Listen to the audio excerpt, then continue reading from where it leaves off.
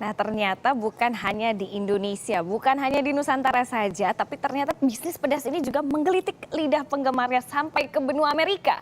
Tidak tanggung-tanggung, omset bisnis pedas ini di sana mencapai ratusan juta dolar per tahunnya.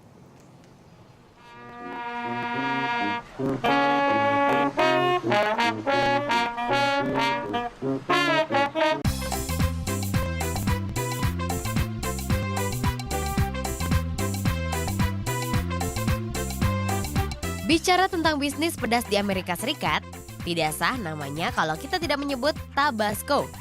Merek sambal pedas ini memang bisa kita dapatkan hampir di seluruh restoran bergaya Amerika di Indonesia. Namun ternyata, sejarah perjalanan bisnis Tabasco yang mendunia ini dimulai dari sebuah pulau kecil oleh keluarga kecil pula. Pulau kecil itu bernama Avery Island. Di tahun 1868, seorang pencinta makanan dan tukang kebun, Edmund McIlhenny, membuat sambal pedas pertamanya saat ia menanam benih cabai dari Meksiko. Jatuh cinta dengan rasa cabai yang didapatnya, ia pun membudidayakan cabai tersebut di pekarangan rumah. Siapa sangka dari pekarangan kecil, kini ia mampu memproduksi sambal pedas yang diekspor ke seluruh penjuru dunia. Benih cabai saat itu tak hanya ditanam di Avery Islands, tapi juga di Peru, Guatemala, Zimbabwe, dan Kolombia. Setiap hari, cabai yang dipetik dari negara-negara ini digiling dan disimpan di gudang cabai milik keluarga McIlhenny di Avery Island, Amerika.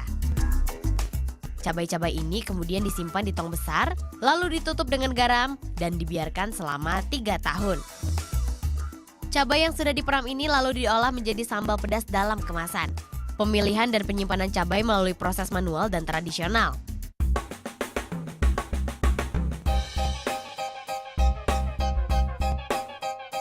Sementara itu, proses pengemasan lebih modern karena jumlah produksinya yang massal.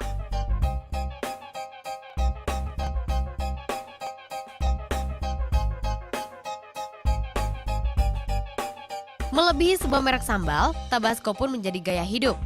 Di toko khusus Tabasco ini, Anda bisa menemukan Tabasco dalam berbagai jenis dan bentuk.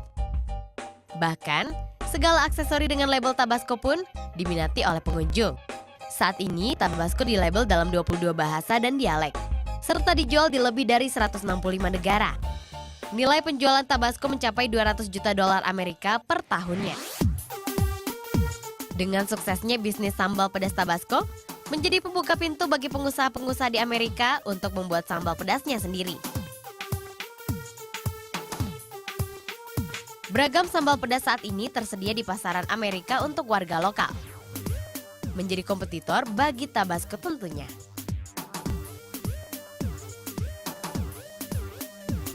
Namun banyaknya ragam sambal pedas memudahkan konsumen untuk memilih sesuai selera.